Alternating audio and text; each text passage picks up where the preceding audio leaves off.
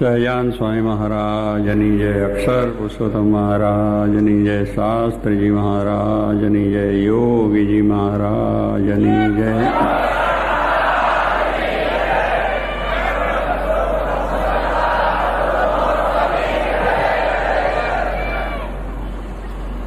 ગુણાતાન સ્વામીએ પોતાની વાતમાં વાત કરતાં કહ્યું છે કે શ્રદ્ધા, ખપ ને સમાગમ એ ત્રણ વધવાના ઉપાય છે. આપણે જો સત્સંગમાં વધવું હોય, આધ્યાત્મિક માર્ગમાં વધવું હોય, ભગવાન સંતની પ્રસન્નતા મેળવી હોય તો આ ત્રણ વસ્તુ વધવા માટે છે. પ્રથમ કહ્યું શ્રદ્ધા. જેના જીવનમાં શ્રદ્ધા હોય એ માણસ આગળ વધી શકે. શ્રદ્ધા ના હોય તો એ પછી પોતાના કોઈ ક્ષેત્રમાં વધી શકે નહીં. કે પછી અભ્યાસ કરતો વિદ્યાર્થી હોય, ખેતી કરતો ખેડૂત હોય, વેપાર કરતો વેપારી હોય, કે બીજું કોઈ ક્ષેત્ર હોય તો એમાં આગળ કાંઈ શ્રદ્ધા નથી એટલે માણસ મહેનત પુરુષાર્થ કંઈ કરે જ નહીં. એને આગળ સૂઝે જ નહીં, કંઈ થવાનું જ નથી, બનવાનું જ નથી. પહેલેથી જ રંડાપો આવી જાય, પહેલેથી જ સ્વામી કહે છે બેસી જાય, પાણીમાં બેસી જાય, જેને કહે પાણી બેસી જાય. અને જોગી મારે કે મળતી મળતી કાન હલાવત શું થાય? શ્રદ્ધા વગરના માણસનું આવું છે. શ્રદ્ધા જેને છે એ માણસ કંઈક પોતે આગળ વધી શકે. આધ્યાત્મિક માર્ગમાં આ જ વાત છે. અને સ્વામી એટલા માટે જ આ વાત મૂકે કે જેને સત્સંગમાં વધવું હોય, આધ્યાત્મિકમાં વધવું હોય, એને પ્રથમ શ્રદ્ધા બહુ જરૂરી છે. શ્રદ્ધા સર્વેશામ માતા કહીએ છીએ. દરેક કાર્યોની અંદર, દરેક ક્ષેત્રની અંદર શ્રદ્ધા એ બહુ મુખ્ય વસ્તુ છે. અને એ શ્રદ્ધા જો ન હોય તો માણસ મહેનત પુરુષાર્થ કે એ આગળ વધી જ ન શકે. અત્યારે જે આપણે દ્રષ્ટાંતો બધાના સાંભળ્યા, જોયા, બધાને એક જ વાત હતી કે પહેલી શ્રદ્ધા હતી. અને એને ખપ પણ છે પાછો. ખપ વગરનો માણસ હોય તો એ કામ ના હોય. શ્રદ્ધા હોય પણ ખપ ન હોય તો પછી ઊભો થઈને ચાલે જ નહીં. ખપવાળો માણસ હોય પોતાની ગમે તે પરિસ્થિતિની અંદર. આજે જોયું બધાની પરિસ્થિતિ પણ કેવી છે, સામાન્ય બધા છે.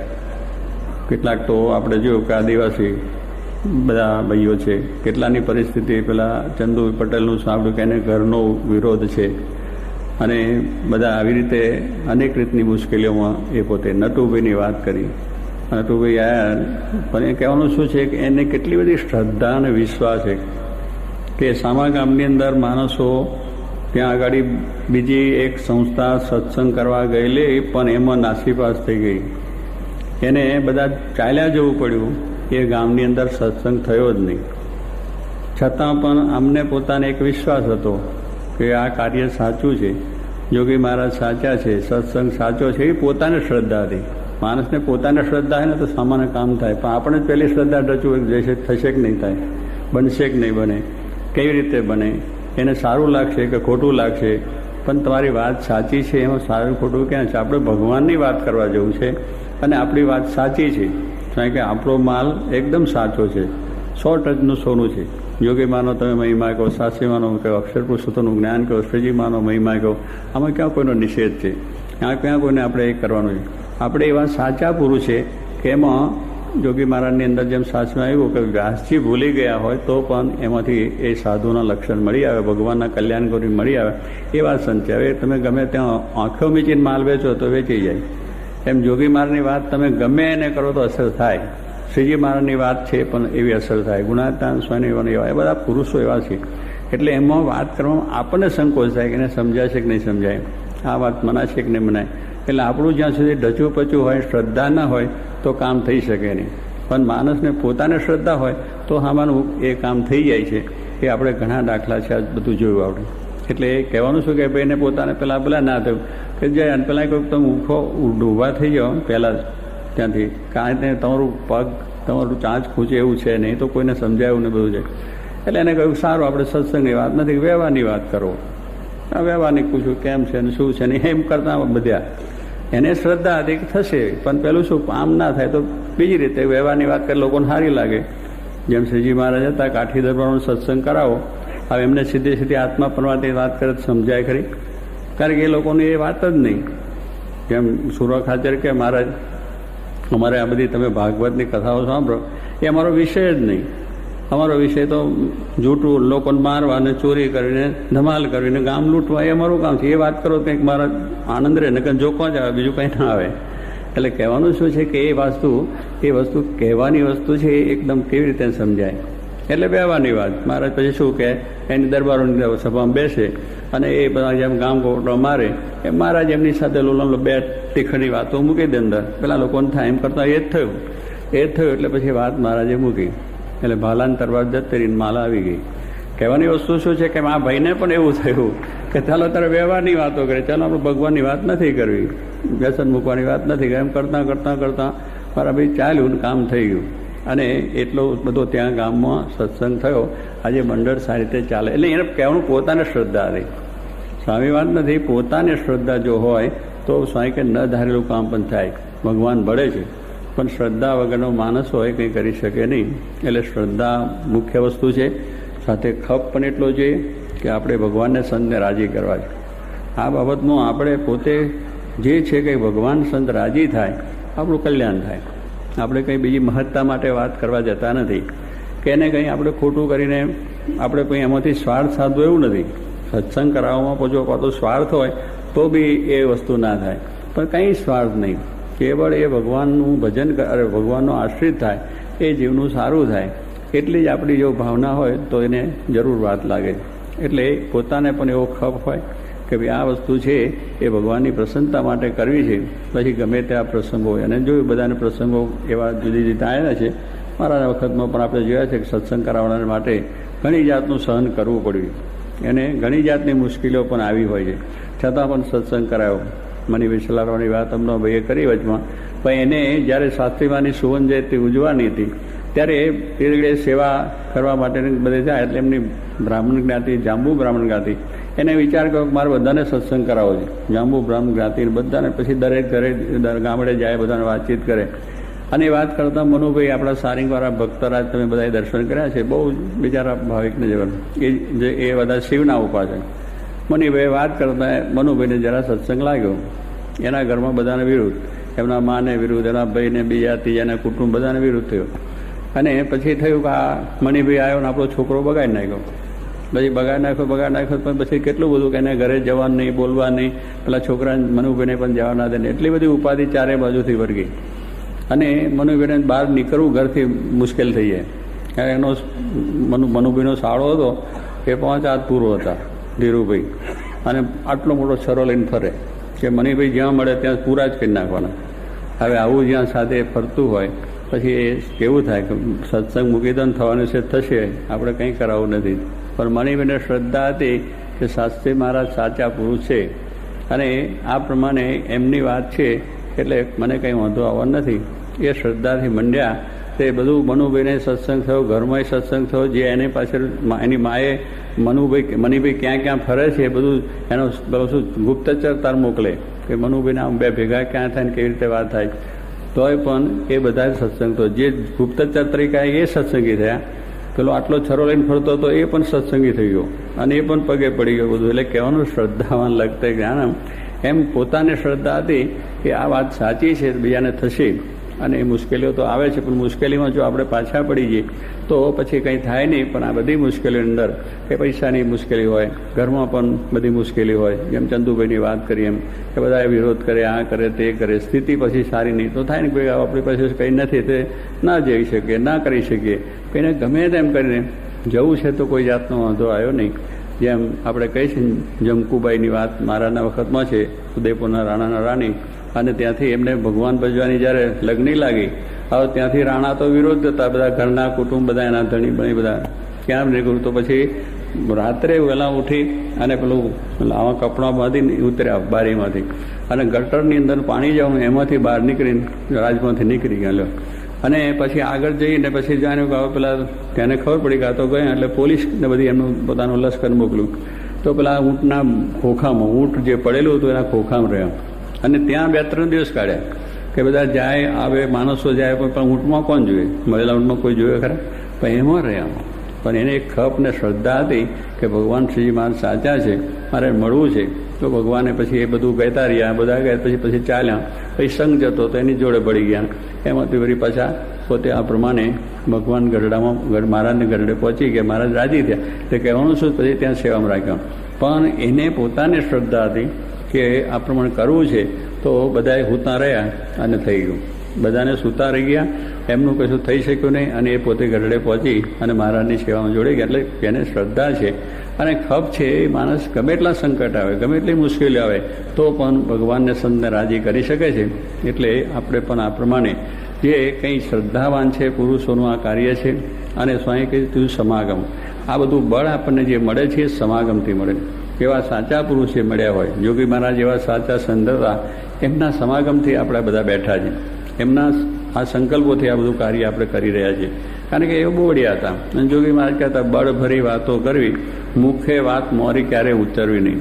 યોગી મહારાજને ગમતી જ નહીં, કોઈ દાડો મોરી વાત ન કરે. બધું થઈ છે, ડંકો વાગી જશે, બધા આપણું કામ સર્વોપરી. એટલે કાંઈ જ ના હોય તોય પણ એમના મનમાં એટલો ઉત્સાહ, કાંઈ ન થયું હોય તો કહે છે મહારાજ બહુ સારું કામ કર્યું.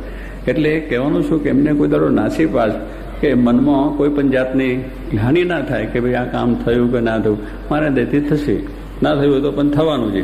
આપણે તો એક બે વખત નાસીપાસ એટલે મૂકી દઈએ કે ચાલો આવું કંઈ થાય એવું નથી, આમાં કોઈને સત્સંગ થાય એવો નથી, આ વસ્તુ કંઈ બને એવું નથી, અધિવેશનમાં જઈ શકાય એવું નથી, મુખપાઠ થઈ શકે એવું નથી, હરીફાઈમાં ભાગ લેવાય એવો નથી, એટલે એમ કરીને બેસી રહીએ. પણ જેને જેને આ શ્રદ્ધા રાખીને પ્રયત્ન કર્યો, આજે આટલા બધા બેઠા છે. એનું કારણ એ છે કે જોગી મહારાજ એવા પુરુષ હતા, એમની જે બળની વાતો હતી એ બળ આપણી અંદર આવ્યું, મહારાજનું બળ આવ્યું, અને આપણે આ કાર્ય આજે થઈ શકે છે. એટલે સ્વામી કહે છે કે આ પ્રમાણે સમાગમ એ પણ બહુ અગત્યની વસ્તુ છે. કારણ કે સમાગમ હોય તો જ આપણને આ બળ મળે. આપણામાં શ્રદ્ધા પણ એના એ પુરુષ થકી આવે. કારણ કે એમને શ્રદ્ધા પૂરેપૂરી, શ્રીજી મહારાજને વિશેની સંપૂર્ણ શ્રદ્ધા એ આપણે શાસ્ત્રીમાં યોગી મહારાજ જોયું છે. એટલે એ પુરુષ આપણને શ્રદ્ધા કરાવી. ભગવાનનો શ્રદ્ધા કોણ કરાવે? એ મોટા પુરુષો. કારણ કે એમને સંપૂર્ણ શ્રદ્ધા છે કે આમાં ભગવાન છે, અને ભગવાનને ભજીશું અને એમને આજ્ઞા પાડીશું તો આપણું કલ્યાણ થવાનું છે. એવી શ્રદ્ધા સંપૂર્ણ મૂકનારી છે આપણને. એટલે એ પુરુષ પણ એવા હતા કે એમને ભગવાનમાં અખંડ શ્રદ્ધા હતી, અને ભગવાનનું ધાર્યું સર્વ થાય છે, અને ભગવાનને પ્રતાપે શું ન થાય. એટલે એમને પોતાના જીવનમાં પણ અનેક ઉપાધિઓ વેઠીને અક્ષર પુરુષોત્તમનું જ્ઞાન આપ્યું. જે કોઈ સાંભળવા તૈયાર નહોતું, જે કોઈ એને માનવા તૈયાર નહોતું, એવે પ્રસંગે જ્યાં કોઈ જાતને એમનો સાથ સહકાર નહીં, અને આ બધું કાર્ય કર્યું. અને તે વખતે એવા પુરુષોને ઓળખવા એ પણ મોટી વસ્તુ હતી કે જ્યાં કોઈ પરિસ્થિતિ નહીં, બીજું ત્રીજું જ નહીં, તો પણ આ રીતે કાર્ય થયું છે. એટલે કહેવાનું શું છે કે એમને એવી વિઘ્નોની અંદર પણ આ સત્સંગને અક્ષર પુરુષોત્તમનું જ્ઞાન કરાવ્યું છે. એટલે એવા પુરુષનો આપણને સમાગમ છે. એટલે આપણને એમના સમાગમથી આવી શ્રદ્ધા આવે છે, આવો વિશ્વાસ પણ આવે છે, અને આવું કાર્ય પણ થઈ જાય. નહીં તો એ થવું બહુ કઠિન વસ્તુ છે. કારણ કે એમને જ ના હોય તો આપણે કૂવામાં ના હોય તો હવેડામાં ક્યાંથી આવે? કૂવામાં પાણી જ ના હોય તો હવેડામાં પાણી આવવાનું છે જ નહીં. પણ કૂવામાં પાણી હોય તો હવેડાની અંદર પાણી આવ્યા જ કરે, અને એ પાણી ચાલુ રહ્યા કરે, એનો પ્રવાહ કોઈ દિવસ ખૂટે નહીં. કેમ? સ્વામી કહે છે એવા પુરુષ છે કે જેની અંદર અખંડ શ્રદ્ધા ભગવાનની હતી. નિરંતર ભગવાનની એ વાત કર્યા જ કરતા હતા, અને એવો ખપ પણ રાખીને આ પ્રમાણે જે જીવન જીવ્યા છે, અને અનેકને પ્રેરણાઓ આપી છે. જો અનેક આપણા સંતો છે, યુવકો છે, આ બધા હરિભક્તો છે, જોઈએ કે એટલી બધી પ્રેરણા આપી કે જે કોઈ વાત સાંભળવા તૈયાર નહોતું, એ જ્ઞાન અક્ષર પુરુષોત્તમનું દરિયાપાર સુધી પહોંચી ગયું. અને આજે બધે ભગવાનના મંદિરો થઈ ગયા. સાચી વાત હતી, એમની વાત સાચી, તેમને તો ભગવાનની વાત સાચી, અક્ષરનું જ્ઞાન સાચું છે, અને આ વાત આપણી જરૂર થવાની. આ માલ જરૂર વેચાવાનો છે, જ્યારે સમજાશે ત્યારે પણ વેચાવાનો છે. અને આજે એ માલ આપણે જોઈએ છે, અક્ષર પુરુષોત્તમનું જ્ઞાન સાચું હતું, અને વાત સાચી છે તો ઠેઠ સુધી પહોંચી ગઈ છે. એટલે એવી જ એ એમને પોતે હિંમતથી વાત કરી, તો કોઈ નહોતું સાંભળતું એ સાંભળવા તૈયાર થાય. આજે એની જિજ્ઞાસા છે, અક્ષર પુરુષોત્તમ શું છે, એનું જ્ઞાન શું છે, સંપ્રદાય શું છે, આ બધી વસ્તુ છે એ લોકોનું ઠેઠ આદિવાસી સુધી આપણે પહોંચ્યા. આદિવાસીના ભાઈઓ આપણે જાણીએ છીએ કેટલું ભણ્યા હોય, કેટલું એમનું સગવડ હોય, કેટલી અનુકૂળતા હોય, પણ એ પરિસ્થિતિમાં એ પણ બધા આ બધું કામ કરે છે. એટલે આપણે સેલવાસ એરિયાની અંદર જઈએ છીએ, ભાઈઓનો સેલવાસના આવી ગયા, બીજા પણ આપણે રામુભાઈને, જગનભાઈ બધા આવ્યા છે. જગનભાઈની આજ બપોર વાત એક સાંભળી મેં કે એને પોતાની આ તો શ્રદ્ધા અને વિશ્વાસની કેટલી બધી વાત છે. સત્સંગ જગનભાઈ છે ને નિરક્ષર આપણા કાર્ય કરતા થઈ ગયા. એક આપણું મંદિરનું કામ કર્યું છે, મંદિર કર્યું છે, પણ ત્યાં ધીરે ધીરે બધું મૂળ શું છે, ગામમાં પછી એકબીજાને ક્લેશ હોય ને, કારણ કે આમ બધું હોય પણ એકબીજા વ્યવહારિક પ્રસંગો બને એટલે સત્સંગ મૂકી દેવાનો, એટલે મંદિરમાં આવતા બંધ થઈ ગયા. સત્સંગની અંદર આવવાનું કારણ શું નહીં કે વ્યવહારના કંઈ પ્રસંગો બન્યા, એકબીજાને ત્યાં બધા 50-60 માણસો દરરોજ ભેગા થાય, સત્સંગ કરે, બધું કરે, પણ ભૂલી ગયા બધું. કારણ કે પેલું વ્યવહારનું આવ્યું એટલે પેલો પેલા ના પૂછે, પેલો કે આપણે એ જાય મારે ના જો, પેલું ક્યાં જો. આવું મનમાં વ્યવહારની વાત અહીં ક્યાં લાવે? પણ માણસને એવું થઈ જાય કે ભાઈ ભગવાન છે શું વેર છે, તમારે બીજા ના બનતું હોય પણ મંદિરમાં પછી વ્યવહાર આવે, સત્સંગમાં પછી વ્યવહાર આવે. કેટલાક ને મારે એનું મોડું જોવું જ નથી, એ આવશે તું આવીશ જ નહીં, પણ એની જોડે તારે ક્યાં સંબંધ છે? ભગવાન સાથે સંબંધ છે ને, ભગવાનની સાથે કલ્યાણ લેવું. પણ કે એવો આવ્યો તું નહીં આવું લો, ત્યાર પછી અક્ષરધામમાં ભેગા ક્યાં બે, અહીં નથી બેહાડું ક્યાંથી બે. એટલે એ વિચાર કરવાની વસ્તુ છે ને, પણ વ્યવહાર વસ્તુ એવી વિઘ્નકારી છે. એટલે વ્યવહારને લઈને કશું નથી, જો પેલો ના જો, પેલો ના ગયો, આપણે મંદિર જવું નથી, આખું મંદિર ખાલી થઈ ગયું. પણ જગનભાઈને વાત થઈને બધા રામભાઈ કે આપણે આ બધું થયું, પછી ધીરે ધીરે એને કહ્યું કે આપણે જવું. તો એના પત્ની બે જાય અને ધીરે ધીરે બધી વાત કરી, ઘરે ઘરે એક ઘરે ઘરે ગયા અને બધી વાતો કરી કે ભાઈ સત્સંગ આપણું મંદિર આવું છે, ભગવાનની બીજી થઈ. ધીરે ધીરે વાતો કરતા થયા. એટલે એકને સમજાવ્યું, બેને સમજાવ્યું, પાંચને સમજાવ્યું, પછી બધા 50-60 બધા પાછા મંદિર ચાલુ થઈ ગયેલું. પણ કહેવાનું શું, એને પ્રયત્ન કર્યો, મહિનો 2 મહિના 3 મહિના જઈને પણ એ બેહે ને કરે ને પેલા બૈરાને સમજાણ, આ પુરુષને સમજાણ, છોકરા સમજાણ, બીજું સમજાણ. એટલે કહેવાનું તે ઘડી આપણે ના સિવાય કે કોઈ સત્સંગ કરતા નથી, મંદિર કર્યું તો જથ્યા નહીં, આપણે શું માથાકૂટ કર્યું? પહેલું એ જ છે કે આપણે શું માથા, કે આપણે આપણું ગ્રસ્તાશ્રમમાં આપણું ધર્મ છે, ઘરનું ચલાવી લો ને, આપણો મોક્ષ થઈ છે, બીજાને શું કામ છે? એમ નહીં, આપણે આજ્ઞા છે કે સત્સંગ આપણને થયો છે બીજાને કરાવો. મારે કે આ વાત આપણને જે મળી છે બીજાને કરવી. મારે જે પ્રથમ 71માં કહ્યું ભગવાન શ્રીજીમાં સર્વોપરી અવતારે આ પૃથ્વીમાં આવ્યા, મારે કે હું આવ્યો છું, મારું ધામ આવ્યું છે અને મારા અક્ષર મુક્તો આવ્યા છે અને ઈશ્વરે હું લઈને આ પૃથ્વી આવ્યો છે. એ વાત તમારે સમજીને બીજાને કરવી. સમજીને બેસી રહ્યો નથી, બીજાને કરવાની વાત કરી છે. આજ્ઞા છે એટલે શાસ્ત્રીમાં જે આજ્ઞા પાડી છે કે અક્ષરને પુરુષોત્તમ બે આવ્યા છે, બેનો મહિમા કહો અને જ્ઞાન કરો. એમ કહેવાનું શું છે કે એને એમ કે આપણે બધી વાત શું કામ ન કરવી? ભગવાન ઈચ્છા થવાનું છે, થશે, નહીં થાય તો આપણી સેવા થશે. એવી શ્રદ્ધાથી જો મંડ્યા તો પાછું બધું સારી રીતે અત્યારે કામકાજ ચાલુ થઈ ગયું. અને પેલું હોય કે આપણે કામ કરો ને આપણું કુટારો ક્યાં કોકનો કરવો, આપણે બધાને એવું છે. આ કુટારો ક્યાં કરવો? એટલે આ કુટારો તમે જિંદગીભર તમારા વ્યવહારનો કુટારો કરો છો, બૈરાના છોકરાનો વેપાર ધંધો કુટારો છે ને બધું શું એમાં છે.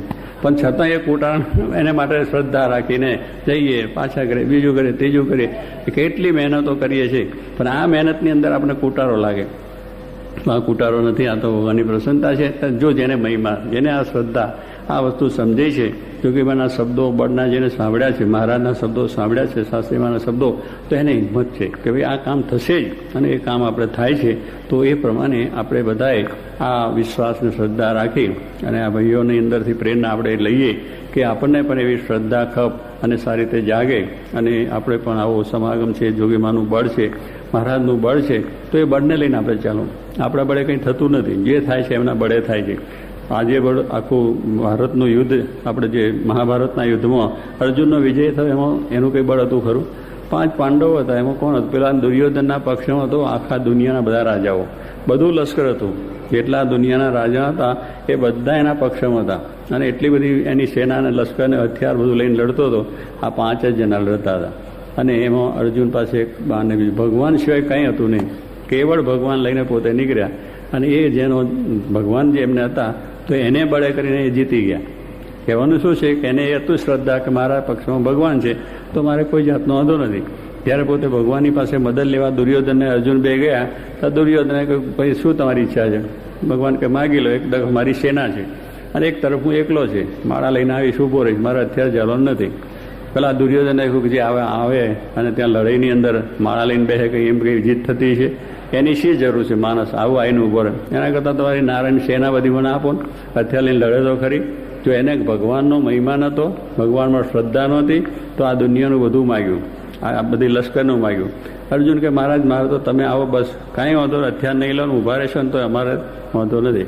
તો કહેવાનું શું, જેને શ્રદ્ધા હતી કે આ જગતની અંદર શક્તિ મૂકનાર પરમાત્મા છે, પરમાત્માની શક્તિ જો ચાલી જાય તો બધા મળદા છે, કશું કોઈ કરી શકવા સમર્થ નથી. કારણ કે આપણા બધામાં શક્તિ કોની છે? એક શક્તિ ભગવાન ખેંચી લે તો આપણે મળદા થઈએ છીએ ને પછી ચાલો સ્મશાન ભેગા જાઓ. એ મહિમા એને નહોતો, એને આ જગતની છે. એટલે ઇષ્ટ બળ સર્વ કરતાં શ્રેષ્ઠ બળ છે. આ દુનિયાની તમામ સત્તા હોય કે પછી તમામ બધી આ લશ્કરી સત્તા હોય કે પછી આ અનુશક્તિ હોય કે ગમે તે શક્તિ હોય,